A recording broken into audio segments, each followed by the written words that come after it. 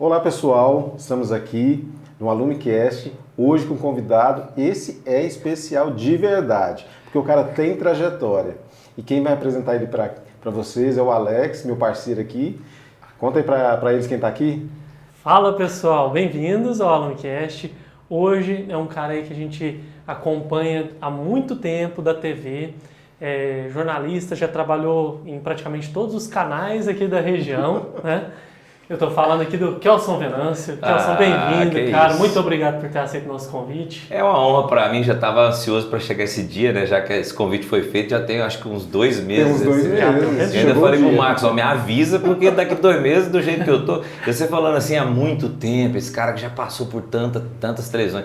Não tô tão velho assim, né? Não, eu tô falando de coisa de 8 anos no máximo. Ah, tá, ainda bem, né? Nada bem, assim, Marcos, não. Né? Assim, nada que eu tô com 27, 28 aninhos aí, Isso, tô brincando. Estagiário. Vocês só de carreira, né? Prazer estar com vocês aqui, gente. O prazer é nosso, Kelson. E aí, a primeira pergunta minha aqui é como começou o seu interesse ali pelo jornalismo, cara? Você veio da rádio? Tem uma história aí? Tem. Rádio é a escola, né? Rádio, eu sempre falava para os meus alunos, quando eu fui professor na Unitri, na Faculdade Católica, e graças a Deus dei aulas em várias disciplinas, em vários cursos, e eu sempre falava, independentemente de qualquer lugar que você queira chegar no meio da comunicação, passe pelo rádio, porque rádio é a verdadeira escola do jornalismo. Quem faz rádio faz tudo. Porque rádio é improviso, rádio é você trabalhar com, às vezes, um entrevistado que falta, mas o programa está no ar. Exato. Então você precisa de se virar para você preencher aquele tempo, porque é ao vivo, é tudo, então é muito... E sem contar a magia que o rádio também tem, né, de você imaginar. Sim. Hoje até nem tanto, por causa da tecnologia, todo estúdio de rádio tem, é meio que estamos aqui, né, um podcast, uma câmera, então antigamente não, você escutava a rádio, você tinha a voz, o cara falava assim... Good Times, a volta ao passado mais que perfeito. Aí do outro lado a pessoa estava escutando assim, nossa, esse cara deve ser maravilhoso. E vinha uma marmota dessa aqui, né? Mas enfim, minha história começou com rádio em Canápolis. Eu tinha mais ou menos uns 12, 13 anos, né? Tava passando aí de criança para adolescente. 12 anos você foi para rádio? Sim. E aí isso tudo se deve ao meu pai. Meu pai era comunicador, né? Infelizmente perdi meu pai há uns 5, 6 anos aí. Mas meu pai, ele era comunicador, meu pai fazia teatro, meu pai fazia anúncio de funerária, velório, anúncio de promoção de carro de propaganda em Canápolis. Meu pai fazia de tudo. E aí ele montou uma rádio pirata na época, né? Começou com rádio tropical, depois ele e o Aquilino, depois começaram os dois, depois me separaram, aí ficou tropical e eu comecei a trabalhar com meu pai, porque meu pai também fazia isso, né? Fazia anúncios, né? Fazia rádio e tudo. E veio daí, eu com 12, 13 anos, eu tava lá com aquela vozinha, agora são 8 horas e 7 minutos, hein? Então assim, a gente começou isso. E aí, paralelamente à rádio em Canápolis, eu também era DJ da boate, né? Naquela época não era boate, era o clube, a brincadeira dançante da década de 80, capaz que vocês nem sabem o que eu estou falando. Sabe, mas era assim, vocês sabem, então, mas era assim. Então eu trabalhava na rádio do meu pai e também era DJ, só que DJ naquela época era animador de festa, né? Você tocava música, mixava a música, e aí galera e tal, e põe o povo para dançar. Não é DJ igual a Loki que fica fazendo música, né? É totalmente diferente. E aí eu fui crescendo nesse meio. E quando tive 15 anos, saí de Canápolis, mudei para Uberlândia para estudar, finalizei o colegial. E o curioso é que apesar de, mesmo trabalhando na rádio em Canápolis, eu queria fazer arquitetura, porque eu gosto de desenhar. Eu queria fazer alguma coisa relacionada a desenhar, né? Cheguei a prestar vestibular para artes na UFO. E eu falei, vou prestar para arquitetura na FIT, que é a Unitri hoje, né? Antigamente Sim. era Faculdades Integradas do Triângulo, não sei se vocês lembram também dessa época. Lembramos. Mas aí quando eu tava... Eu lembro do Então, NIT. antes de UNIT, era FIT. Essa FIT eu não lembro. Tá vendo? Você Era tá um muito novo. centrão ali, né? 25 Exatamente, anos, exato, no centro, ali perto da praça da antiga prefeitura. Mas aí, na hora que eu fui marcar arquitetura, eu falei, peraí, deixa eu dar uma olhada nos outros cursos que eu tenho aqui de opção. E tava lá assim, comunicação social. Aí eu olhei assim, comunicação. E eu lembrei da época de rádio. Aí tava lá, com habilitação em jornalismo. Eu peguei e falei, quer saber? Tipo, na hora. E marquei comunicação. Foi uma coisa assim, muito esquisita. Porque eu vim para prestar para arquitetura. Tinha prestado para artes, para desenho, alguma coisa assim. E aí fiz faculdade. E no meu 6º dia de faculdade, 6 dias só de faculdade, eu já estava trabalhando na antiga Rádio Difusora, que tinha sido recém-comprada pela Rede Integração naquela época, que hoje é a TV Integração. E aí eu consegui meu primeiro emprego. Era estágio ou era... Não, eu nunca fui estagiário, mas eu era um pau para toda obra, porque eu fui contratado para trabalhar como folguista de operador de rádio AM. Vocês sabem o que é isso? O que esse cara faz? O folguista de operador Operador é o cara que não fala nada. Ele, antigamente na rádio, hoje não, o próprio locutor coloca a trilha, levanta o som, põe a vinheta, põe a música, tudo tecnológico, só apertar botões. Antigamente não. Antigamente você tinha toca disco, toca fita, então um locutor para fazer isso tudo, ele tinha que ser igual um polvo, né? Então é mais difícil. Então tinha um operador. O locutor ficava de cá do vidro, não sei se vocês lembram dessa época, ficava de cá do vidro e o operador de áudio ficava do outro lado, ele mexia no volume. O cara gritava lá, agora são tantas horas, 10 minutos, ele punha a vinheta. Então o operador de rádio fazia só a operação mesmo, como o próprio nome fala. E eu fui contratado para ser o folguista desse cara. Então, o cara chegava a trabalhar a semana inteira para folgar no fim de semana. Aí chegava, eu fazia faculdade até, sei lá, 10h30 da noite. Aí da faculdade ia direto para a Rádio Difusora lá no Moarama, trabalhava de madrugada. Pra ficar lá, eu dormia no estúdio, levantando as músicas, punha vinheta. Então era assim. Mas tinha muita gente escutando também de madrugada, né? Rapaz, pior que tem tinha. O que é isso? Tem. A rádio antigamente tinha essa... A gente conversou hoje, numa outra entrevista que eu falei sobre rádio, né? Antigamente você tinha um Clube da Insônia na Transamérica, tinha Good Times, né? Tipo assim, Good Times, A Volta ao Passado Mais Que Perfeita, tinha Love Hits, eram programas que passavam na madrugada com músicas mais assim, porque tinha audiência, pessoas que não dormiam, pessoas que estavam fazendo outras coisas também, música lenta, então tinha audiência. Aquele assim, adolescente apaixonado, né? Só que aí da operação, o que aconteceu? A Rádio Difusora mudou para CBN. CBN é uma rádio que existe até hoje, é a rádio do Grupo Globo, né? E ela é a Central Brasileira de Notícias. E ela é uma rádio nacional. Como tem a Rádio Globo, a Globo também tem a Rádio CBN. Certo. Essas duas emissoras. E a CBN, como a difusora era da TV Integração, que é repetidora da Globo, a TV Integração decidiu pegar o sinal da CBN nacional e colocar na Rádio Difusora. Tirou a Rádio Difusora e colocou a CBN. E aí o diretor lá chegou para mim e falou, você é aluno de jornalismo? Eu falei, sou. Você quer experimentar fazer reportagem? Eu falei, cara, demorou. Aí eu falei, cara, eu no primeiro período de faculdade, molequinho, nunca tinha mexido com isso. E eu aceitei. E andava de ônibus, fazendo reportagem de ônibus com gravador, toca-fita. Mas reportagem para rádio ou para rádio? E aí no jornalismo, aí eu já não era mais operador, aquele que não falava nada. E aí veio tudo seguido, né? Veio a reportagem na Rádio CBN, aí da CBN fui para a Rádio Globo Cultura, aí da reportagem dessas rádios eu passei a apresentar programas também nessas rádios CBN, Globo Cultura, e aí veio meu primeiro convite para a televisão.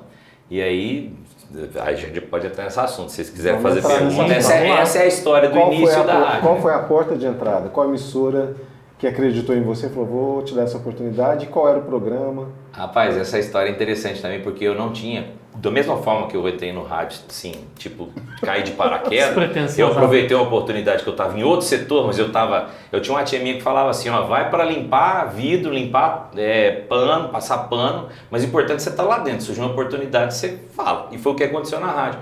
E aí na televisão, eu nunca tinha passado por uma televisão, só tinha minha pequena experiência de rádio, menino novo estava começando, com seus 19 anos mais ou menos, e surgiu uma vaga na TV Paranaíba, né, a Record, aqui hoje em Uberlândia, só que na época não era Record, era Band. Então surgiu uma vaga para reportagem, e eu falei, vou concorrer a essa vaga. Eu já trabalhava na Rádio Globo Cultura, já trabalhava na Rádio CBN, lá do grupo da Globo. Mas era um processo seletivo? Era um processo seletivo. Aí eu falei, vou sair da rádio, eu estou na Rede Globo, no Grupo Globo, que é a TV Integração, mas eu não estou na TV, eu estou na rádio. Eu quero mais, eu quero TV. Meu sonho era ser repórter de televisão. E na TV Integração não tinha vaga. E na TV Integração eles não contratavam quem estava estudando, tinha que ser formado. Na Paranaíba, como é uma emissora mais aberta, falando daquela época, né, eles me deram a oportunidade, mas aí fui na entrevista. E aí chegou lá e falou assim, mas você tem experiência? Não tenho experiência. Eu falei, nossa, o que eu estou fazendo aqui? E aí não tem nada que a gente pode ver e tudo, e eu levei uma fita VHS, naquela época, não sei se vocês conhecem, fita de videocassete, né? Mas enfim, naquela época era fita de videocassete. Eu tinha um trabalho da faculdade, fiz um trabalho, uma reportagem, inclusive eu achei essa fita e eu coloquei no meu, eu digitalizei essa fita, é a reportagem, minha primeira reportagem de televisão que eu fiz na minha vida, tá no meu canal do YouTube, é uma vergonha. Mas eu achei essa fita, aí peguei essa fita e levei para essa entrevista. Não, eu não tenho nada profissional, gente. Eu tenho esse trabalho de faculdade. E mostrei. E aí os dois lá tinham o gerente de jornalismo e a dona da televisão lá. E eles olharam assim, olharam para o outro. Eu falei, gente, eles devem estar achando isso horrível. Aí eles conversaram um pouquinho e falaram, Kelson, vamos te contratar. A vaga é sua. Você tem muito talento. Tem muita coisa que precisa ser lapidada ainda. Mas eu acho que vai dar certo. Aí saí pulando e fiquei doido. E lá tive a oportunidade de ficar 2, 3 anos trabalhando na TV Paranaíba. Conheci pessoas que hoje a gente conversa praticamente todo dia. Por exemplo, Renato Peters, né, que é hoje repórter da Rede Globo, faz as Paralimpíadas, faz aí as matérias de esporte espetacular, Globo Esporte, faz as charges, né, faz a mesinha do SPTV. Então o Renato é um cara que começamos junto. Na rádio, ele também era da rádio e também foi para a TV Paranaíba.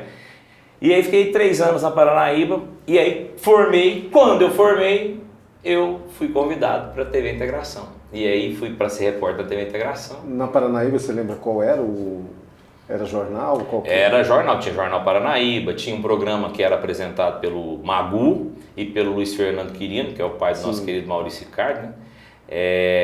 Chamava Tudo na TV também, então tinha alguns programas assim. E tinha também o Esporte Total com o Ronei Benz, que é meu grande amigo, Ronei Benz, o dinossauro da comunicação aqui. Então lá na Paranaíba eram esses programas. E aí fui para Integração. Para TV Integração, na época era Rede Integração ainda, né? E aí eu tava na Globo. E aí já foi com convite. Aí já foi com convite. E você foi para ser repórter de rua ou já para apresentar? Não. A história da apresentação eu nunca imaginava isso, né? Meu sonho era ser repórter. Até contei para você que eu estava na rádio e queria fazer reportagem de televisão. E me chamaram para fazer reportagem na TV Integração. Aí me despedi agradecido do pessoal da Paranaíba, emissora que eu devo muito na minha carreira de televisão, né? Porque foi lá que eu aprendi a dar os primeiros passos nessa área. Mas quando eu fui contratado no dia, até eu lembro que o Magu e essa Eliane Guinei, né? Que é uma das donas da TV, eles falaram uma coisa que eles falaram na minha frente, que eu lembro até hoje. Eles falaram baixinho, mas eu escutei, né, aquela história da fita VHS. Um falou pro outro, falou assim, vamos lapidar ele, eu acho que ele tem talento. Mas esse aí vai ser mais um, nós vamos ensinar ele, daqui uns dias teve integração, vem e toma ele da gente. E foi o que aconteceu, graças a Deus. Não desmerecendo nada, mas esse é um pulo, você tá na Globo, né, naquela época principalmente. Né? Hoje a Record já bate para Paranaíba é Record. Você acredita que hoje mudou isso? Muito. E isso foi bem positivo. Muito positivo. Mas aí fui para a TV Integração como repórter, né? E fiquei 2 anos mais ou menos trabalhando, peguei um conhecimento muito grande nessa área, a gente vai sempre aprendendo, jornalismo a gente aprende todo dia, até hoje, eu velho desse jeito aprendendo. E é muito bom, porque eu falo que jornalista, ele não sabe tudo, mas ele acaba sabendo de tudo um pouco. Por exemplo, eu posso aprender alguma coisa com vocês, antes de começar a gravar aqui, eu estava aprendendo com os meninos essas câmeras novas, né? Então a gente sempre está aprendendo alguma coisa no jornalismo. E aí eu fiquei 2 ou 3 anos na reportagem e de repente me convidaram, o apresentador da MGTV teve que sair da emissora por um problema de saúde e tudo, e eles iam contratar um apresentador da Globo de BH. E uma amiga minha me chamou no estúdio, eu cheguei da rua, estava fazendo reportagem. Ela falou, vamos ali no estúdio comigo. Eu falei, pra quê? Que você... Senta aqui. Eu sentei na bancada da MGTV. Aí ela pediu para eu ler o teleprompter. Eu falo como se você fosse apresentador. Eu peguei e olhei para ela. Olá, boa tarde, tudo bem? Eu comecei a falar, né? E ela falou, beleza. Pegou a fita, já era um pouquinho mais moderna, era Super V. Aí pegou a fita e levou pro diretor de jornalismo. Falou, coloca, era o Esdras na época, né? Colocou a fita para lá. E ele viu meu teste, eu olhei para Isabel Agostini, que é a pessoa que pregou essa trollagem, uma trollagem seu teste que foi maravilhosa, que era que eu nem sabia. E aí eu falei, o que você está fazendo, Bel? Ela, Esas, assiste aí. Aí o Esas assistiu, pediu a secretária, Anja, liga em BH e cancela, não quero aquele cara mais não, para falar para ele que nós arrumamos um apresentador para o nosso jornal. Eu falei, o que vocês estão falando? Aí me tornei apresentador do MGTV dessa forma, sem esperar. E aí fiquei no MGTV apresentando, acho que apresentei o MGTV ao lado da minha grande amiga Renata Neiva durante uns 5 anos no MGTV, depois fui pro Bom Dia Minas, né? Fiquei mais uns 2 anos no Bom Dia Minas. Ao todo, no total de rádio, juntando rádio, período anterior, né? E de TV, eu devo ter ficado uns 11, 12 anos na TV Integração. E depois... Aí você está falando, você falou de externa, né? Uhum. E de estúdio. Qual que é a dificuldade de ambos? Na verdade, apesar do estúdio ser algo que, tipo assim, as pessoas, os jornalistas, sempre almejam o estúdio. É mais glamour? Porque é mais glamuroso, você está exposto durante um tempo maior. Reportagem, você vai ter uma reportagem de 1 minuto e meio, se a reportagem for muito grande, vai dar 3 minutos, tudo. O estúdio não, você está o tempo inteiro, você é o âncora, você é o apresentador. Até hoje, eu com essa barbinha branquinha, carequinha, tem gente que quando escuta a minha voz fala assim, você é o Kelson Venâncio, aquele cara do MGTV, né? Eu falei, nossa, cara, sou, mas isso aí já tem o quê? Do MGTV eu era 2005, 2006, mais ou menos, por essa. Hoje nós já estamos em 2024, mas eu sou o Kelson Venâncio. Então você vê o tanto que é forte a figura de apresentador. Então marca muito. Então todo jornalista, né, a maioria deles pelo menos, quer esse ponto de ser o apresentador do âncora. Então tem a dificuldade de você ser melhor em gesticular, em saber falar, em olhar para a câmera, a responsabilidade de você saber que você está apresentando para milhões de pessoas ao vivo, que você não pode errar. Então tudo isso é uma coisa diferente, mas tem um conforto de você ficar no estúdio com ar-condicionado, você não precisar ir para fazer matéria de polícia, né? De correr com bandido, essas coisas. Mas aí vem o lado da reportagem. Não tem um que eu gosto dos dois, porque aí na reportagem você foge da rotina. Na reportagem, hoje eu venho aqui e te entrevisto, vamos falar sobre marketing. Então eu vou te entrevistar o Marcos, vou entrevistar o Alex, falar sobre marketing. Então, hoje eu fiz uma reportagem sobre marketing. Amanhã eu vou fazer uma reportagem sobre os cinegrafistas que trabalham duro para ganhar o sustento. Eu entrevisto os meninos que estão aqui nos filmando. Aí depois da manhã eu vou falar sobre o vestibular. Então quer dizer, a reportagem, todos os dias você está conhecendo pessoas novas, está falando sobre assuntos diferentes, conhecendo lugares novos, então... Cara, tudo é maravilhoso, eu amo tudo. Tem alguma reportagem de rua que te marcou, que você lembra? Não precisa ser tragédia, nada disso não, mas algo interessante. Cara, tiveram muitas, né? Tragédias sempre marcam, né? Esses dias alguém postou aí no Instagram de coisas antigas de Uberlândia, eu lembro da explosão que teve no centro da cidade, não sei se vocês lembram disso. Que foi uma tragédia, foi plena época de carnaval. Inclusive foi na casa de uma amiga minha também, ficou prejudicada com isso. A casa dela ficou prejudicada, era próximo, né? Então, e aquilo lá foi uma coisa de repercussão nacional. Então teve esse momento em relação à tragédia. Várias rebeliões em presídios em que a polícia entrou e presos se matando na Jaci de Assis, a gente ia falando ao vivo, né?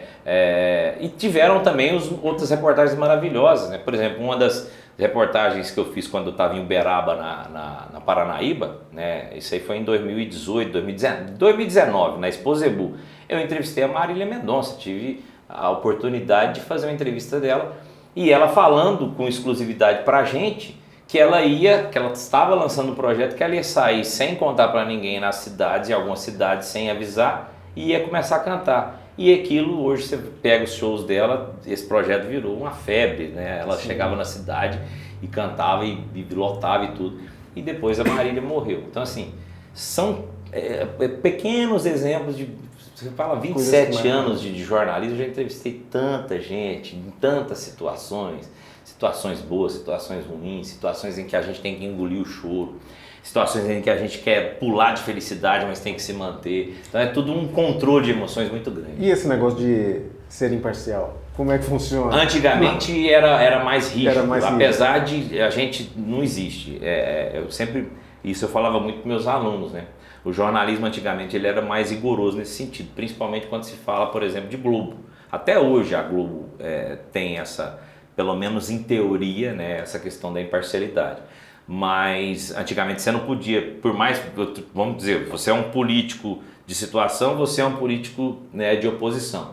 Por mais que eu goste mais de situação, eu estou entrevistando vocês dois, eu não posso demonstrar para o meu telespectador que eu tenho mais afeto pelo Alex do que por você que está falando. Vocês estão brigando, eu só tenho que intermediar a briga, eu não posso brigar a favor de nenhum e nem do outro. Então isso é imparcialidade. Mas no fundo eu estava lá, nossa, eu sou o Alex, agora foi bem, Marcos. Então tem essas coisas.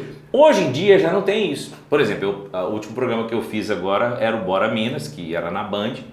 Então é um programa que você passa a reportagem e obrigatoriamente, principalmente com a mudança da comunicação, através de programas igual esse, você hoje em dia, talvez a sua opinião de comunicador valha mais do que a própria reportagem. Às vezes tem uma reportagem que durou ali 2 minutos, mas uma reportagem que tem um tema tão interessante que às vezes a gente volta para a gente no estúdio e a gente acaba comentando aquela reportagem, fica 5, 6 minutos, às vezes vai 10 minutos e cobrando de autoridade. Isso é uma vergonha, não pode acontecer isso, uma rebelião, não sei o que, as famílias sendo prejudicadas, morte, assassinato, cadê o poder? Então, o telespectador, né, eles querem mais isso dos apresentadores. Mas é o estilo de programa também, né? Mas esse aí é diferente de um MGTV, por exemplo. Mas até o próprio MGTV hoje já tem comentário. Sim. No MGTV, na época que eu apresentava numa mesa como essa, falava, tinha aquela câmera ali, eu falava, olá, boa noite, tudo bem? Você vai ver hoje no MGTV isso, e aquele negócio sério. Aí eu virava essa câmera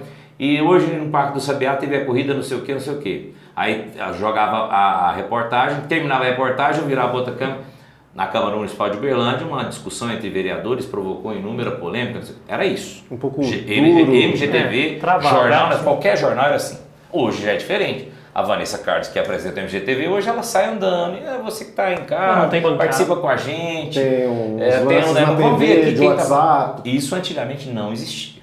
Não existia. Então mudou muito a comunicação. Hoje eu falo sempre que às vezes o telespectador, né, as pessoas que nos assistem, elas querem mais às vezes ver, elas esperam mais um comentário nosso sobre determinada situação, uma reportagem, do que a própria reportagem. Aí, quando você tem uma reportagem muito boa e um comentário de um apresentador que realmente tenha conhecimento, né, e saiba falar sobre aquele assunto, aí você tem um conjunto completo, aí você tem uma audiência boa. Porque então as pessoas querem emoção e envolvimento. Exatamente. Elas querem saber o que você acha disso. Não que você tenha que deixar de ser imparcial. Você tem que procurar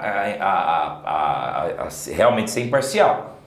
Mas num assunto em que, de um lado, você tem o povo, é um benefício ou um problema para uma sociedade, e de outro você tem o poder público, o prefeito, o vereador, estou dando um exemplo. Você tem que defender o povo. O jornalista é a voz do povo. O jornalista nada mais até o nome fala, repórter, é você reportar algum assunto para alguém. Então você é o representante do povo. Então se você, aí nesse caso não tem como você ser imparcial. Por mais que você seja parceiro estou falando, né, tem problema da Rondon, alagamento e carro destruído e tal, e que quebrou tudo. Eu vou falar assim, não posso falar do alagamento, porque senão o povo do Odelmo está na prefeitura, eu vou criar uma... Não, tem o jeito que você fala. É um problema. E a gente trabalha muito bem com isso hoje. Né? Então, você tem um problema na Rondon, a gente tem que cobrar. E aí, a forma como você cobra, e aí vem a questão da parcialidade ou não. Se você começa a meter o pau demais, obviamente o seu telespectador vai falar assim, esse cara aí é de oposição, está tendencioso. Uhum. Agora, tem uma forma de dizer, prefeito, por favor, dá uma olhada aí, o pessoal está... eu sei que vocês estão com muito trabalho para fazer aí, mas vamos dar uma olhada também, a gente espera e confia no trabalho de vocês para ajudar essa comunidade, porque eles não aguentam mais problema. Quer dizer, um comentário totalmente diferente sobre o mesmo problema, né? E talvez até vai chamar mais a atenção do poder público do que o outro que vai meter o pau. E o jornalismo... Conversa demais, né, gente? Não, e o jornalismo do futuro? Como é que você... Com redes sociais, com tudo isso... A gente já está vivendo, né? O jornalismo do futuro. O futuro já é agora. Estamos aqui, né? Olha para você ver onde que eu estou. Antigamente não tinha isso, né? Na minha época de MGTV, não tinha esse negócio de eu vou lá numa casa que fica no bairro tal, que dentro da casa é um escritório, que montaram um estúdio e nós estamos aqui hoje. Não tinha isso. Você fazia isso só na televisão. Para fazer isso que a gente está fazendo, você tinha que ser um grande empresário da televisão. Hoje não, você tem o seu AlumiCast, eu tenho o meu Cinema e Vídeo, que dentro da minha casa eu gravo meus vídeos, eu pego o meu celular, igual antes aqui da gente gravar, eu entro ao vivo aqui e falo com Então isso é televisão. Ficou mais democrático. Ficou mais democrático, porém, E tudo é bom. É igual a gente estava falando das câmeras novas, os equipamentos novos na tecnologia, né? Tudo tem o bom e o ruim. O bom é que facilitou a vida de muita gente. Antigamente, para você falar sobre o avião que caiu, vamos citar o exemplo da Marília Mendonça. Você ia falar sobre isso, ia dar essa notícia, às vezes 8 horas depois que o avião tivesse caído, porque o cara foi lá, viajou, pegou a câmera, entrou no meio do mar. Hoje não. Hoje você tem o povo que está lá, o avião caiu, o povo da cidadezinha lá já chega pertinho e vai filmando tudo e posta nas redes sociais. O que o jornalista tem que fazer? Ele pega as imagens da própria... O povo virou repórter. Hoje todo mundo é repórter. Os telespectadores cedem as imagens. Exatamente. Ali. Então, a missão do jornalista, ela deixou de ser aquela que tem que... Claro que ele vai também, mas o imediatismo, a queda... Então, hoje você tem mais da queda do avião. Você tem mais do cara do avião, tava fazendo stories e de repente o avião, ele filmando a morte dele. Né? Tem tragédias que a gente vê isso. Então, quer dizer, você tem o imediatismo assim, na palma da sua mão. Né? Só que, por outro lado, isso acaba atrapalhando os meios tradicionais, que são televisão. Televisão, você tem um jornal naquela determinada hora. Né? Então, às vezes, você vai ver o Jornal Nacional, o que está passando no Jornal Nacional, você já viu à tarde nas redes sociais. Muito mais completo. Exatamente. Então, assim, só que aí vem um lado pior ainda, que é o lado das fake news. Como eu falei que hoje em dia isso ajudou muito a gente na questão do imediatismo, também atrapalha no seguinte: muitas pessoas que não são formadas, que querem dar uma de jornalista, ela vai e começa a falar coisas que não são verdadeiras, elas exageram, não tem a apuração dos fatos e acabam surgindo as notícias falsas. Acho que essa semana mesmo eu vi uma notícia de uma morte de alguém aí, que famoso, que eu falei, gente, eu tô tentando lembrar quem que é. Sempre alguém morre, né? Tem uma senhora da Globo aí, que eu esqueci o nome dela, da atriz lá, que ela mesma brinca, toda semana eu morro. Então é isso, então isso de certa forma prejudicou muito. E essas fake news, essas coisas acabam atrapalhando a nossa profissão, porque aí tipo assim, qualquer um faz jornalismo, então os salários diminuem, os jornalistas experientes, né, como esses velhinhos que vos falam aqui, acabam tipo assim, o valor que a gente tinha, ele não é tão grande, porque hoje qualquer menininha aí que está com pouco tempo de carreira, ele recebe qualquer coisinha para ele poder fazer um videozinho e tudo, e a TV está aceitando isso porque o patrocínio espalhou para outros lugares. Então, comercialmente falando, para o empresário da TV isso foi ruim, né, nesse sentido, do lado negativo. E para o profissional também, não tem mais aquele negócio, eu vou assistir o Jornal Nacional, eu com a minha família inteira, num prato de comida na mesa assistindo. Antigamente tinha isso, vocês lembram disso, todo mundo sentava. Hoje não. Hoje você vê a hora que você quiser. E vamos falar de cinema agora?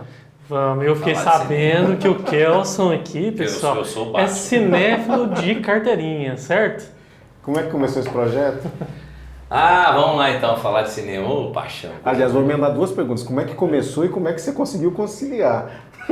Cara, tem um ditado que eu gosto muito, né? Porém, ele não é tão verdadeiro, mas eu gosto.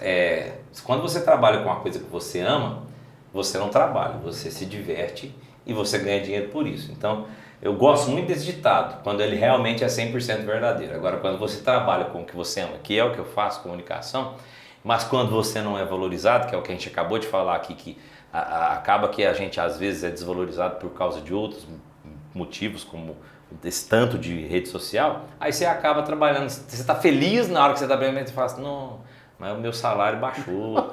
Então assim, agora vamos lá no cinema. O cinema é uma coisa que começou comigo, eu sou cinéfilo desde criança, desde lá de Canápolis, vamos voltar lá em Canápolis, lá de 12 anos, é antes ainda, quando era molequinho já assistia filme. Então eu vinha para Uberlândia, na casa dos meus parentes, para passar férias de 30 dias. Eu não vinha para cá para ir para o Praia Clube, para ir para o Cajubá, para ir para Cachoeira de Sucupira, não, eu vinha e ficava, os 30 dias eu pedia pro meu tio, aluga filme para mim, aí tinha a antiga locadora Master Video, Master Video na Getúlio e ele fazia um Vargas. pacote de festa. Getúlio Vargas. Exatamente, era grande.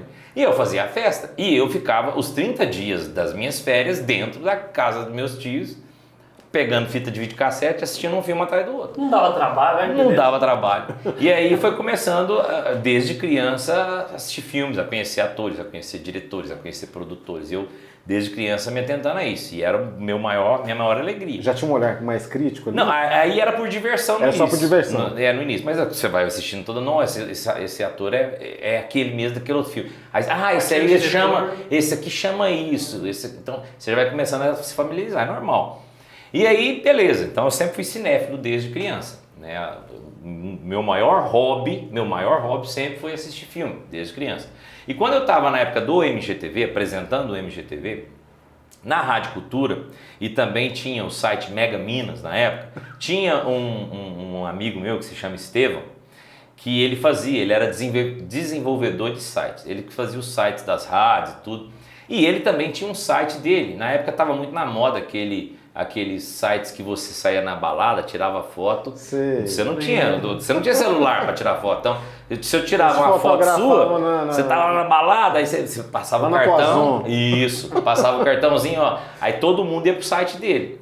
E aí ele montou um site diferente, além de ser site de balada, de foto e tal, ele montou com conteúdo também. Então ele pedia, como ele estava ali perto da gente, desenvolvendo os sites da TV Integração, aí ele pedia alguém, quando ele pegava uma amizade, um locutor, alguém, para escrever algumas coisas para ser além da fotografia. E ele me conheceu e me pediu para fazer uma coluna de cinema.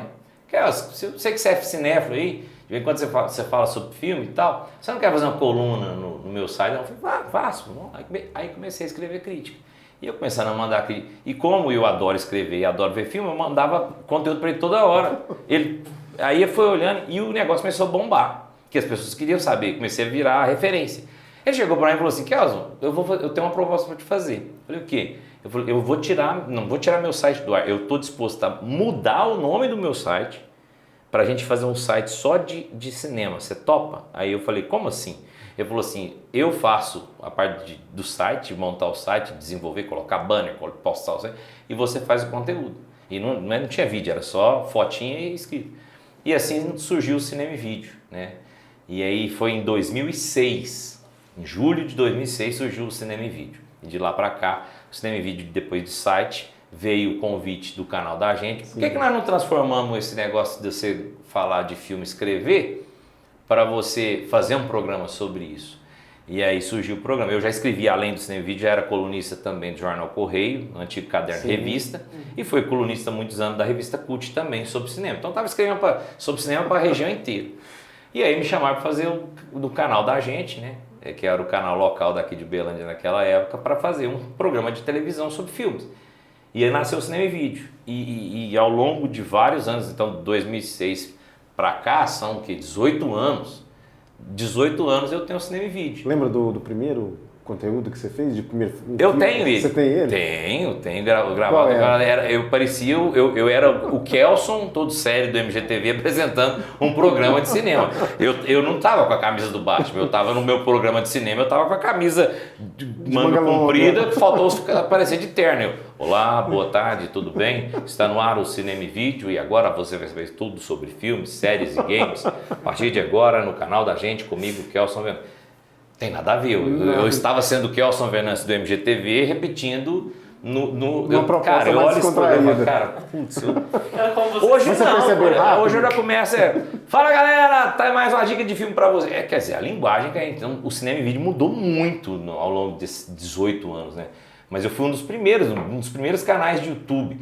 E se eu tivesse, naquela época, mudado para São Paulo ou para o Rio, com certeza hoje, eu falo, certeza absoluta, eu já estaria muito melhor de vida e estaria entre os grandes que tem canais nerds do Brasil, né? Por exemplo, eu falo muito isso, porque eu conheci ele na época, ele veio depois de mim, Michel Arouca.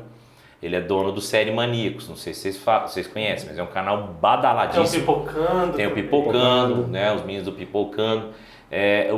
A Michel Arouca estava transmitindo o Oscar pela TNT no ano passado. Aí eu falo, cara, o Michel começou depois de mim, a gente trocava figurinha na época. Só que o que aconteceu? Eu fiquei em Uberlândia. Eu gosto tanto dessa cidade que eu nunca saí daqui. Quando eu ia a convite das produtoras, distribuidoras, os estúdios em São Paulo ou no Rio, fazer entrevista, o pessoal dos estúdios me falou, não, cara, seu programa é massa demais, mas onde que é? Pode chamar Batuda aqui? Eu falei, não, calma, eu sou lá de Berlândia. Você é de Berlândia? Cara, por que você não muda pra... O Rubem Dário, que é da Warner, eu lembro, ele falou isso pra mim quando eu fui fazer o tapete. Foi a primeira vez que eu fui convidado para entrevistar os atores famosos, que foi quando eu fui fazer o Se Beber Não Case 3, né? E trouxeram todo o elenco, a Warner trouxe o elenco do filme. E o Rubem, que sempre foi um cara muito bacana comigo, eu era do interior, e de repente ele me colocou lá, eu, né, com a câmerazinha assim, sem gracinha. Ele, não, pode ficar aqui, seu lugar aqui tá reservado. A gente chamava de baia, eu tenho as entrevistas até hoje, a gente chama de baia. Do lado de cá estava o Felipe Andrioli, que na época era do CQC, tá na Globo hoje fazendo esporte, mas na época tinha o CQC. Então tava o Felipe Andrioli de cá, e eu no meio, e do lado de cá simplesmente o Bola e a Sabrina, que fazia um Pânico. E eu falei, eu olhava assim e falava assim, desculpa, eu vou... Eu tô no meio desses caras, cara. Eu tava assim no meio do supra-sumo da imprensa, né? E do lado de lá tava o pessoal da Globo. Aí, por exemplo, já em outras, você lembra da E! Entertainment Television? Sim, eu tô no meio, tô na coletiva do X-Men lá em São Paulo, eu tô olhando assim a mulher com o microfone da E! Entertainment falando espanhol, quer dizer, tava gravando a coletiva com os atores do X-Men em São Paulo, lançamento do filme, e do meu lado para TV espanhola. Então, assim, é muito bacana. Que experiência, sabe? né? E desses... Pode ir. Eu quero perguntar, já que ele falou dos famosos, qual foi o famoso ou a famosa, que ele já entrevistou até a Mulher Maravilha, tremeu na base? Cara, ela falou, hi, good morning, how are you? Pra mim. Falei, cara, a Mulher Maravilha falou bom dia, perguntou como é que eu tava. Aí eu olhei aquilo assim, falei, hi, good morning, I'm fine, thank you. E ela desceu assim, foi lá tirar foto. Falei, cara, puta, eu não tô acreditando. A Gal Gadot é maravilhosa, ela é muito bonita, ela é muito... E quem que você falou assim, essa entrevista foi marcante? Não sei se vai ter uma. Cara, nessa área de cinema foram tantas. A primeira que eu fiz, assim, é claro que existem as entrevistas que a gente começa aqui mesmo em Uberlândia, alguém vem fazer um teatro, a gente vai, aí tem os atores brasileiros, Luiz Fernando Guimarães, que veio aqui, a Daniele Vinitz, Matheus Nastigali, cara. Nossa, na época eu tinha a loja do cinema e vídeo, dei uma caneca pra ele, ele ficou doido, porque eu dei uma caneca pra ele de uma foto que ele amava. Então, assim, são atores famosos brasileiros que eu tive a oportunidade de entrevistar pelo cinema e vídeo em Uberlândia. Mas aí começou foi por isso que eu falei que eu tinha que ter ido para São Paulo ou para o Rio, que talvez eu estivesse bem maior do que o cinema e vídeo está hoje, né? Eu estou no lugar errado falando sobre o certo que eu deveria falar lá, porque o circuito de entrevistas, de lançamentos, de premiere é São Paulo ou Rio, né? E aí a primeira que eu fiz foi Se Beber Não Case, que é essa que eu contei. E aí simplesmente eu estava entrevistando com tanta gente famosa já do meu lado, né? Que eu falei de CQC, Sabrina Sato e tal. E de repente chega para eu entrevistar, dando entrevista para todo mundo, o Zach Galifianakis, que é o mais engraçado, aquele gordinho barbudão, né? Vem o Ed Harris, que é que ele fez o The Office, tá no The Office, depois ele é aquele que perde o dente lá, então, o japonesinho lá, que também tá no elenco. Aí vem, cara, Bradley Cooper.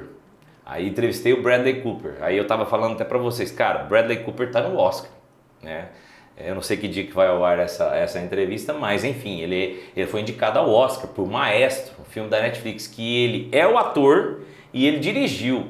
Aí eu olho no Oscar Bradley Cooper. Cara, eu entrevistei, ele foi um dos meus primeiros entrevistados internacionais, o cara é indicado ao Oscar. Então você já... Aí o diretor do Se Beber Não Case é o Todd Phillips. É o cara que fez o Coringa, do Joaquim Fênix, que também ganhou o Oscar. Aí eu falo, caraca, né? Então assim, você vê, logo na primeira você já tem de cara um elenco tão poderoso como esse, um diretor tão poderoso. E eu já fiquei fascinado. E eu daqui de Uberlândia, entrando em contato com esse povo sempre, todas as vezes eles me convidavam. Aí vai eu aqui de Uberlândia tentar conseguir patrocinadores para pagar passagem, ou seja, de avião, gasolina, de carro. Até de carro eu já fui, viajei horas e horas, chegar no Rio de Janeiro, dormi num hotelzinho bem meia boca para poder estar lá. E aí nessa história toda, Se Beber Não Case. Aí depois fui convidado para fazer a premiere do Robocop, que foi a versão A segunda versão foi dirigida pelo Zé Padilha, que é o diretor de Tropa de Elite, cara. Sim, né? brasileiro. Então, brasileiro. E aí me vem, essa talvez para mim, em termos de importância, eu acho que foi a mais importante. Eu entrevistei o Michael Keaton, que no Robocop faz o vilão do filme, e que é o Batman. O Batman. Cara, é o Batman. Eu entrevistei o Batman da década de 80. O Batman, que tá agora, estava recentemente no filme do Flash, e que foi indicado ao Oscar pelo Birdman, né? Então, cara, eu entrevistei o Michael Keaton, né? Então, aí depois veio, né, junto com o Michael Keaton, tinha o Joey Kidman, que faz o papel do Robocop, e ele também está no Esquadrão Suicida. Aí depois veio, eu entrevistei o Superman, o Henry Cavill, né, da DC Comics. Ele veio, na época, ele e o Armie Hammer para divulgar o filme O Agente da Uncle. E aí eu estava novamente no Rio, né, pela Warner também, entrevistando o Superman. Cara, eu tô aqui com o Superman. O cara é bonito pra caramba, cara. Eu E dá pra separar ali, do céu.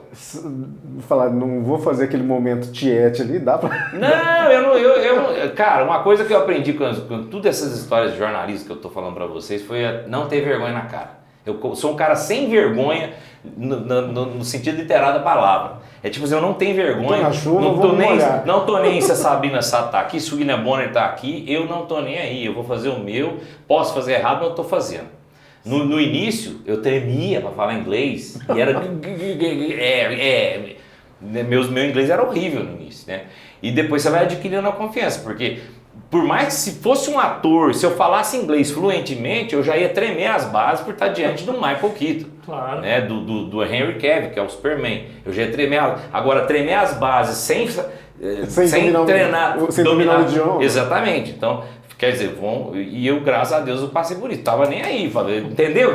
Beleza. E o engraçado é que todas essas coletivas, um fato curioso, tem a Warner, a Sony, a Fox, na época, tinha as pessoas que traduziam, tinha os intérpretes. Sim. Você podia perguntar pro Alex em português, o Alex perguntava para você em inglês, ele respondia e você... Eu nem olhava pro cara, eu já ia direto, Hi, how are you doing? Nice to meet you e tal. Tem tudo isso no cinema. Então eu estava entrevistando os trancos e barrancos, Henry Cavill. Depois entrevistei aí a Mulher Maravilha, Gal Gadot, na Comic Con, quando ela veio lançar a Mulher Maravilha 2. Já falei para vocês que ela é fantástica, né? Gostou do filme? O filme é horrível. O 2 Horrível, é né? horrível. O primeiro é maravilhoso. O 2 é tão horrível que eles tinham já o 3 escrito e cancelou tudo. Aliás, não foi só Mulher Maravilha 2, né? Todos os projetos da DC aí foram todos zerados e cancelados.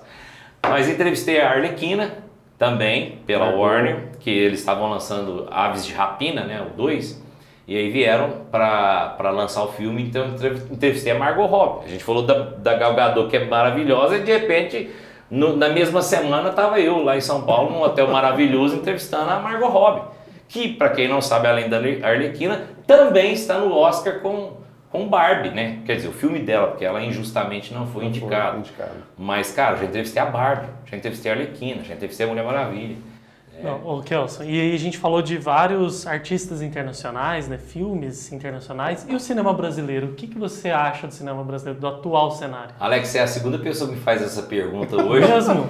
E também numa gravação que eu fiz mais cedo, porque hoje mais cedo... Cara, parece não vi, hein? Então, tá muito bacana isso, porque é uma pergunta que eu amo responder.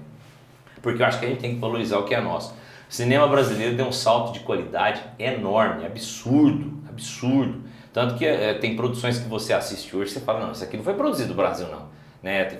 Em termos técnicos falando, né? Em qualidade de câmera, em qualidade de mixagem de som, fotografia. Você tem séries belíssimas. Eu assisti, eu vou puxar o saco dos meus amigos. Alô, Prime Video, patrocina, tá? Toda hora eu falo isso aqui, poxa. Vocês já me colocaram aí com o nosso querido Rick Whittle, já entrevistei ele também pela Prime, né, do American Gods. Tem entrevista lá no meu canal. Então, na Prime Video, para você está falando, tem um Cangaço Novo. Nossa, muito excelente. Bom. Muito Vocês bom. assistiram essa Sim, série? sensacional. Vocês assistiram, meninos? Vocês trabalham assistir. com câmera, com edição, vocês precisam assistir. A qualidade é perfeita. É de arrepiar. Eu vi recentemente Exatamente. que o Rodrigo Santoro, ele falou sobre isso, que o cinema brasileiro e o de fora estão muito parecidos. parados, né? Parecidos. Mas ele foi criticado. Não, mas qualquer pessoa critica, porque a gente está concorrendo com eles. Aí, por exemplo, vamos pegar mais, não precisa ser agora não, a gente está falando no supra-sumo, que é a atualidade do cinema brasileiro que nunca teve tão boa. Mas vamos pegar lá quando começou, o primeiro filme indicado ao Oscar, né? Aliás, não foi o primeiro, foi o segundo, mas pegando de uma geração que depois começou a ser indicada. Nós temos aí o Quatrilho, né? Um filme que é muito bom, foi pelo menos na minha fase de Oscar, de crítico, foi um filme que marcou. Eu falei, cara, filme brasileiro no Oscar, não ganhou. Depois veio Central do Brasil, né? E na época eu fiquei chateado, Fernanda Montenegro. Ela ficou chateada porque o Roberto Benigni gritava, a Sofia Loren anunciou para quem ganhou foi A Vida é Bela, né? Melhor filme estrangeiro. E curiosamente eu não era tão assim com crítico, eu não tinha assistido A Vida é Bela, eu tinha assistido Central do Brasil e torcendo, eu achei Central do Brasil maravilhoso. Mas aí depois eu falei, cara, Central do Brasil é maravilhoso, mas A Vida é Bela é bela. Era o meu vencedor. Claro. A Vida é Bela é maravilhosa. Só que aí você vem de Central do Brasil, aí você vem Tropa de Elite, foi um fenômeno mundial. E aí você vem com ótimas, excelentes produções, como essa que a gente está falando. Bom Dia Verônica. Bom Dia Verônica, aí esse formato de série. Dois Coelhos, vocês que trabalham com isso, com produção, com edição, assiste Dois Coelhos, você vê. Que filme fantástico. E assim, você falou aí de bons filmes brasileiros. Teve algum que te desapontou? E tem vários. Nossa! Tem muita Vamos fazer um corte aqui agora. Mas isso aí não é só brasileiro, não. Polêmica, mas um filme brasileiro. Tem todo dia. O que você não gosta de assistir? Cara, eu não... Um gênero específico? Não existe. Eu amo todos os gêneros. Você transita ali eu não sou... Já tiveram várias vezes Gosta de que eu suspense? estava Gosto de tudo. Tudo você pensar. Suspense, Mamão com Açúcar, romance, drama, filme de western. Fantasia. Tudo. Não tem esse negócio. Amo terror, principalmente terror gore, né, de sangue, que terror trash. Gosto disso. Eu sei ver beleza nisso. Mas a questão não é o gênero, as coisas que acabam fazendo ruins nesse tipo de gênero. Por exemplo, eu odeio Crepúsculo. E os meus seguidores sabem disso desde... E a gente brigava, porque eu fazia sessões de Crepúsculo e eles me coretavam. Inclusive já me deram um livro de presente do Crepúsculo e eu peguei o jogo. Você não leu? Não, claro que não. A pessoa me deu, né? Já sabendo. Se não me engano foi a Renata, viu, Renata? Não, foi a Daiane, eu acho que me deu. Me deu um livro do Crepúsculo para me coretar, porque eu odeio Crepúsculo. Mas isso é normal. O filme que eu odeio, como crítico de cinema, que eu dei nota 0, nota 1, nota 2, eu sempre falo, você não tem que ir na opinião do crítico. O crítico é uma base para você, se você gosta do estilo, eu gosto do estilo do Kelvin. Não, a maioria dos nossos gostos dão certo, mas eu sempre falo, o filme que eu odeio, talvez para você vai ser bom, né? Então, por exemplo, vou dar um exemplo aqui, o Crepúsculo, eu odiei, é o filme uma das sagas que eu mais odeio, acho ridículo aquilo. O vampirinho que brilha na luz do sol. Ai, bela. O lobisomem que é depilado. Não gosto, cara. Mas tem uma legião de gente que nesse momento está me odiando, que ama Crepúsculo. E tudo bem. Então tem muitos filmes que são ruins mesmo, né? São vários. Brasileiros, geralmente filme brasileiro que eu não gosto é a comédia pastelão. Né? Aliás, não é só brasileiro não. Comédia forçada, às vezes eu ia no cinema... e aí eu tava naquela sala lotada para ver um filme de comédia que todo mundo tava falando, eu tinha que ir para fazer a crítica. E aí todo mundo, o cara falava, vou dar um exemplo, Leandro Hassum, aquele filme dele lá, exageradão, né? Aí ele falava um negócio lá e todo mundo, Você não conseguia aí eu fazia assim. Por que esse pessoal tá rindo? Aí eu falava, gente, eu não tô acreditando, eu tô no lugar errado, ou então eu tô muito mal-humorado, eles estão rindo disso. E eu achava, cara, aquilo maior... Sabe aquelas piadas besta? É igual o Norbit, do Ed Murphy. Esses dias eu já sabia que esse filme era horrível, de tantos críticos falarem. Então eu nunca tive vontade de assistir. Mas ele é antigo. Assim. Ele é antigo, é aquele que ele faz um papel, faz a mãe, o dono, faz o pai. Ele quis tentar repetir o sucesso do Professor Aloprado. Aí eu nunca tinha assistido, na minha vida toda O Professor Aloprado é legal. É ótimo, é legal. Mas tentaram repetir a mesma forma no Norbit, beleza, né? Só que o Norbit é adorado por muita gente. Minha namorada falou assim que ela é um dos filmes que ela mais chora de rir. Aí eu falei assim, tá, mas você quer que eu assista? Eu falei, assiste por mim, vamos lá, você vai gostar. Aí eu já sabia que os críticos, como eu, assim, detestavam. É um dos piores filmes de todo mundo. Mas o povão, a galera gosta. Aí eu falei, tá, vamos lá. Aí ela já tinha visto o filme umas 3, 5 vezes, sei lá. E ela pôs o filme na casa dela e ela, toda alegrinha, começou a não sei o quê. Nossa! Aí, de repente, joga um bebê, o bebê sai rolando no carro, cai na porta. Aí ela, e eu assim, você tá rindo desse humor forçado? Jogou, nitidamente é um bonecão pingando, batendo ali. Aí vem, sabe, são as piadas forçadas. Isso tem um público muito grande. E o cinema faz isso, tanto nacional quanto internacional, de uma forma muito exagerada, porque tem o público que gosta demais. E aí vocês me perguntavam, então qual que é a diferença do Kelson crítico de cinema do Kelson do senso comum? É isso. Por exemplo, eu não consigo ir assistir um filme para me divertir simplesmente, para falar assim, eu quero assistir um filme para passar tempo. Eu quero ver um filme horrível, um Norbit da vida, só para eu falar, nossa, cara, que é isso? Que palhaçada, que coisa ridícula. Para eu rir, eu não consigo fazer isso que eu fiz agora. Eu vou falar assim, cara, pelo amor de Deus, tira esse filme. Putz, cara, não tem condição. Então, esses são os filmes... Você não consegue separar? Não consigo. E você assiste, por exemplo, filmes, às vezes, não sei se foi o caso, mas tem filmes que a galera já faz todo um movimento de que o filme é muito ruim. Aconteceu agora recente, Madame Teia. Você vai para ter sua própria opinião? Claro. Na verdade, eu sou o cara que ajuda isso, né? Você assistiu esse? Não, Madame Teia não fui porque por questões aí de algumas coisas que estão acontecendo durante esse mês que por enquanto ainda não posso contar, mas daqui uns dias nas minhas redes sociais eu vou contar. Vai ter novidade. Do Mamonas o pessoal criticou bastante. Também. Então eu tenho tido uma abstinência nesse final de 2023 e 2024 de filmes no cinema. Então eu estou assistindo mais os filmes de streaming, né, esses filmes que me mandam também em casa mesmo. Mas tem alguns motivos que em breve vou contar. Então tem um tempo que eu não vou no cinema. Acho que o meio que eu fui no cinema foi para assistir o Homem-Aranha Sem Volta para Casa, que é o último filme de super-herói bom que eu vi. Depois disso, Madame Teia, tudo, o Flash, tudo horrível. Então nós estamos numa fase de cinema de super-herói que já cansou. Tanto que a Marvel já falou que vai diminuir as produções de série, que eles estão dando tiro no pé. DC já zerou tudo, mandou Henry Cavill embora, a Gal Gadot embora, todos que eu entrevistei foi mandado embora, né? O Joey Kinnaman foi embora. Você estava dando sorte para Oscar, agora você está dando azar, o pessoal está mandando embora. Começou um exagero. A gente você termina de assistir um filme, já tem outro super-herói. Aí veio o negócio dos streams, a Marvel a Disney compra a Marvel. Aí a Disney vai Disneylandizar os filmes da Marvel. Aí começou a fazer umas serinhas bobas. Aí, vamos, empoderamento da Miss Marvel. Aí vai lá, pega a menininha.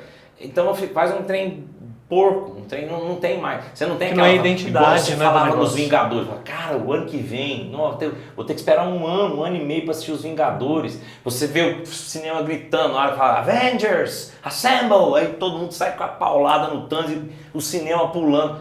Não tem isso aqui, eu tô arrepiando, cara. Não tem isso mais. Então realmente tem que zerar tudo. Virou bilheteria não.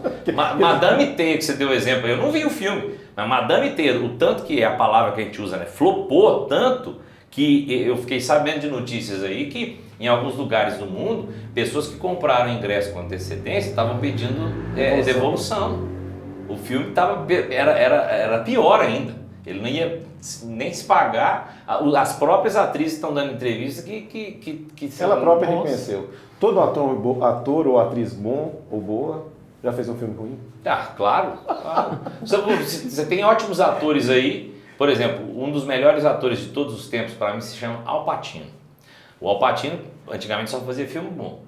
Ele fez filmes aí com Adam Sandler, que ele fez papel que eu falei assim, meu Deus, eu não tô acreditando que o Al Pacino tá nesse filme fazendo isso. Você sujeitou Nicolas Cage, cara. O Nicolas Cage já fez filmaço aí, antigo, filme top, né? A Rocha, enfim, vários filmes aí. Kenny Reeves anda fazendo uns filmes. O Nicolas Cage caiu assim a ponto de fazer filme ridículo. Então, mas era que ele tava precisando de dinheiro, era ele, não era? Né? Tava precisando de grana. A gente pega qualquer coisa. O próprio The Rock, se não me engano, né, o Dwayne Johnson, esse dia postou isso. Ele e a Rebecca Ferguson, teve uma história lá, inclusive, que ela comentou que foi assediado no set de filmagem, ela contou umas coisas lá, chorou e tudo, o negócio repercutiu até. E eles falaram que teve uma história lá que eles falaram que ele, um filme que ele arrepende é de ter feito Hércules. Então tem sempre aquele ator que arrepende de ter feito alguma coisa, isso é normal no cinema. E às vezes a gente gosta, não, por que você arrepende? Foi tão bom. Não, eu odeio. Né? Por exemplo, o Edward Norton fez o melhor Hulk de todos os tempos, que é aquele Hulk que é antes de começar os filmes da Marvel, né? Todo mundo sonhava em ter aquele Hulk nos Vingadores, com o Edward Norton. Ele não quis fazer mais.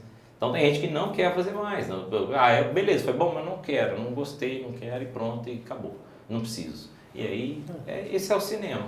Pô, mas que conversa boa, a gente ficaria aqui horas. Ixi, dava pra ir muito mais. 2 dias de entrevista. Vai acabar o cartão das câmeras, os cartões ali, ó. Vai ter que fazer igual nos filmes, né? Você assiste o filme, aí depois você tem que apertar um botão, aí você pega o outro canal, pega no card aqui, os bastidores, os extras, né? Depois vai ter que fazer material extra aí. Quem sabe a gente convida ele para voltar para dar continuidade nessa conversa aqui. Eu adoro conversar, é meu forte, adoro isso aqui. Essa conversa de cinema aqui, ó, rapaz, nós estamos todo mundo gosta. Aqui na mesa todo mundo repito, né? Não sei quando é que esse programa vai ao ar, mas nós estamos gravando no momento da semana do Oscar. A gente nem falou do Oscar, então você imagina um tanto de conversa que temos frente. Tem muita coisa. Mas eu sempre falo, se ficar com vontade, aí eu vou fazer minha propaganda, se ficar com vontade é só me seguir lá no Instagram, né?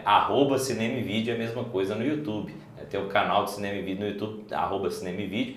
No YouTube tem que colocar tudo emendado. Eu falei isso mais cedo também no programa que eu dei entrevista. Cinema e vídeo tem que fazer na pesquisa, tem que colocar emendado. Porque cinema é uma palavra universal, vídeo também. Se você colocar separado, vai aparecer tudo quanto é coisa, menos o meu canal. Então você tem que colocar emendado. Vamos deixar aí na descrição. Deixa o link aí. Então eu estou sempre postando. Antes de vir para cá, para você ter ideia, eu estava gravando a crítica e correndo lá para não chegar atrasado. Estava gravando a crítica do Pobres Criaturas, que é um dos indicados ao Oscar. Sim. E que na minha lista de maratona do Oscar, é o último filme que eu ainda não tinha assistido. Aí eu assisti ele ontem, e hoje não deu tempo, aí eu estava correndo para gravar, e tá lá, tá a crítica lá no filmaço, maravilhoso, doido.